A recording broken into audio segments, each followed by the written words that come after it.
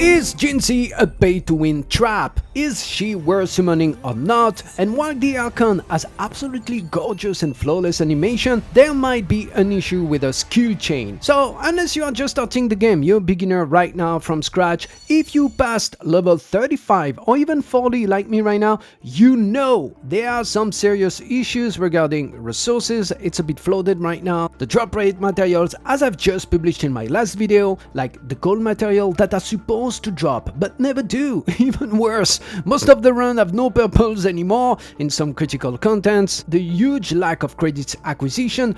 To resume it, raising up one single character to level 70 with their level, weapon, skills, echoes are becoming way too hard. And even if Kuro has announced they are going to work out on better acquisition material, you must know or start to understand every new character kit synergy with the units you already built before investing in one unit that is going to add absolutely nothing to your account, because either you need to break out your existing main team to make them viable, or you simply do not have any heroes that truly synergize with them, which means it is going to be an eternal grind before you could enjoy them. So today, a short key point note about JINHSI kit synergy in explaining the pros, the cons, and also why you should or you should not pull on a banner. And I really hope that could give you perspective and helping you in your choice, because I personally won't pull for JINHSI character, and I will explain you why at the end of the video. And quick disclaimer, this is just my recommendation. At the end of the day, please pick whoever give you the thrill and you wanna have fun with. And let me take a sec here for a quick shout out to all of you watching this video. Thank you so much for your support lately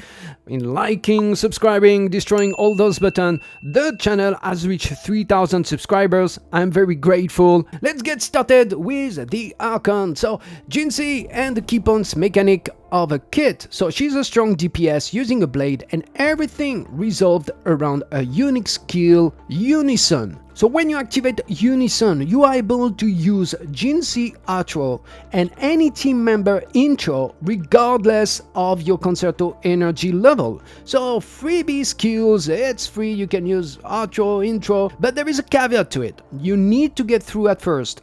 A first chain of 4 basic attack. Unless you come with her intro, you can skip those first 4 basic attacks, and after you use the first resonance skill to get into the incarnation state, in which she floats in mid-air and can dodge multiple times but at the cost of your stamina. And then you need another basic attack, so you need to get through stage 4 of your basic attack of your 4 hits, and that will put her in the overglow state to unlock the second rare skill called Illuminous Epiphany that will allow you finally to gain Unison upon activation.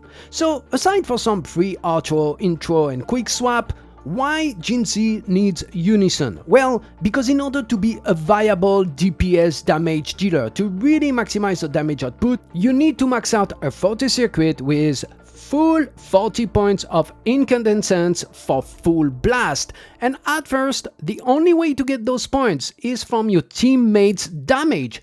Unless you are willing to spend money, yes, money, to unlock a Resonance Chain 2 that will give you a full stack for free. And if you are willing to bleed a little bit more, up to 3 copies to Resonance Chain 3, you can get an additional 12 points every time you activate an intro. And if you can't, if you have to be like me, then you need to know that having team members with different attributes, elements, will be the best way to fasten the process, because each hit from a team member with different attribute will give you 1 point. But if your team member has the same attribute, which is spectral, there is a 3 seconds cap per point you can earn. So you can only earn 1 point all the 3 seconds. But this said, if you get a combo chain right and you can activate Unison and abuse her outro skill, then the outro skill will give you a second cooldown per point earned. So overall, you understand, you need to have other built attribute characters in your team to optimize the rotation, or you need to pay money. Now about a team with different attributes character, the best way to optimize a Unison charge will be in using characters who can deal off-field damage in your team composition, like Yinling, Mortefi, or even Havoc Rover or any other hero who has off-field capabilities. And there aren't much at the moment. And you probably prefer keeping your Yinling paired with your Karkaro or your Mortefi paired with your Jinyan. Because on the other side, when you look at her inherent skills, it's all about damage. There is nothing you can unlock that can help you improve her core mechanics, the unison, to compare to any heroes or other DPS like Calcharo for example, who has at least a buff in reducing the damage taken during his ultimate. That matches well because you want him to deal as much damage as you can during his resonance liberation, but for her she has nothing. You need to get copies to improve that aspect of a core mechanic. Now of course you can play with a SO0 copy, a JINHSI, if you're good at quick swapping, if you have good skill management, and most importantly, if you are not playing on mobile, because in between performance issues and skill issues, because it's just pretty hard to do fast swapping without controller or keyboard on a touchscreen device, because you need to get through a couple of full 4 basic attacks. You can get rid of the first one on intro, but you won't be able to do it every time, I believe, in order to unlock Unison down the line. And when we look at her animation, like all heroes, some part of it are pretty slow, especially the third, the fourth, and if you are interrupted by any enemy attack, because she need that S4, she need the last hit of your basic attack, you won't be able, to just get through your chain, build a true damage up to scale. So this is something to take in consideration. Now let's speak quickly about her banner. You can get also the 4 stars character, Danjing, Yang, and Sanhua, and please note that Sanhua is to me the best, probably one of the best 4-star support DPS in the game, because of a very short time window. She need to activate her basic attack buff. She's just so fast in building up a tremendous amount of damage in the same time, and that's why she will be also a superb sub-DPS support option for JINHSI. And about JINHSI weapon, I want to repeat it in every of my videos, 5-star weapons are just another word in my opinion. Not only for the extra skills you can get, but because the flat stats, which are way higher than the purples as you know, are the only ones counting for the damage multipliers. Meaning the flat substats you got with your echoes, for example, add up after the damage multipliers. So you give yourself a huge boost with a gold weapon that can allow you to have, even some mediocre substats roll on echoes and do fine to clear the content. If you don't have any gold weapon yet, that weapon, that blade, it's pretty versatile, worth considering, and I will speak about it at the end of the video. So now, for the pros and cons, why you should pull on her or not. Pros number 1. She is an Archon character with amazing, once again, gorgeous animation. It's very flawless. I'm really attracted by that playstyle she has. It's really beautiful on screen. Anyway, number 2, if you need a strong DPS, especially a Spectral DPS for the occasion, you started the game, you just build up 1 DPS, you haven't yet, jump into a second DPS seriously. Number 3, if you like quick, and I add quick swap playstyle, because ideally you want to try, to play in between those basic attacks and try to get some points from other attribute team members. Number 4, if you have money, because basically unlocking a resonance chain, it's like shitting the game. You don't need anymore to care much about the units you are going to pair with her. It will make her much more flexible, much more versatile. Or if you already have all the full build attribute heroes and ready to go, then you're just missing that DPS, then she's fine. And then if you build heroes capable of off-field damage, so we spoke about Mortefi, Yinling, etc. So if you fit in any of those categories, please feel free to consider pulling for her. Now for the cons, number 1, if you are F2P. Without any copies to unlock the sequences, it is just much more restrictive in terms of team building. And for sure, the fact to have a free full stack, and you don't need to stack them as much as you do during your playstyle, it will ensure you to have full rotation as much as you can. It will be a much more consistent damage at the end of the day if you pay for 4 copies. Number 2, if you prefer stacking for the big daddies and mummies, this is something to consider. I speak about Scar, Camellia, General, Geishu, Lin. Number 3, if you already have 2 DPS build, and also like me, if you have already 2 5-star DPS like Kalkaro and Jiyan, then for the third one, I'm probably looking at Havoc, Rover, because the resonance chain will be free, is awesome, and I can keep my material for a sub DPS or another support. So if you already have full build DPS, generally you will be likely looking for support or sub DPS support. Number 4. The need of the full attack. Once again, you can get rid with the intro, but you still need that full rotation of attack, and we spoke about the potential interruption. I think people underestimate how frustrating it can be when you're on the full rotation in a very hard content, trying to grind, and suddenly you get interrupted on any other unit, you don't care.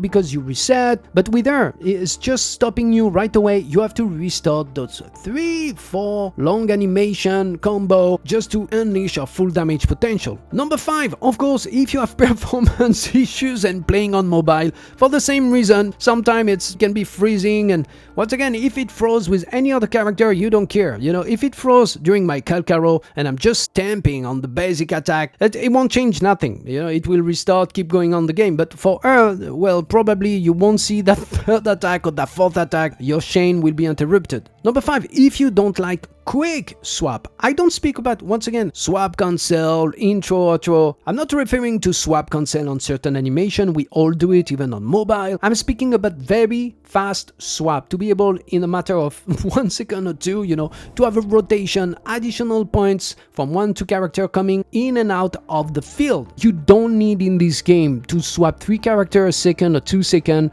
in order to make your rotation, to activate all your buff on your characters, to enjoy your swapping, cancelling at normal speed. You don't need to. And number 7, you don't have any other attributes heroes available to build a team around her. So as I mentioned to you, I do have Yingling, I do have Mortify, they are built. I'm not gonna break a team that I already invested in it just to put JINHSI in it. Now, one more thing, I haven't done yet a video about Shangli, the new sub DPS support, who like Yingling brings great ultimate buff plus fusion, damage boost and ignore defense. But I will say, as a F2P, as most of the players starting to feel how hard the grind is, my brain will pick Shangli all day long because she's way more versatile and will scale up great on the long term to buff any potential fire DPS coming to the game next. And even right now, like Yingling, you don't need an electro damage dealer. Yingling can work perfectly well with Jinyan, etc. But my heart, of course, will for sure go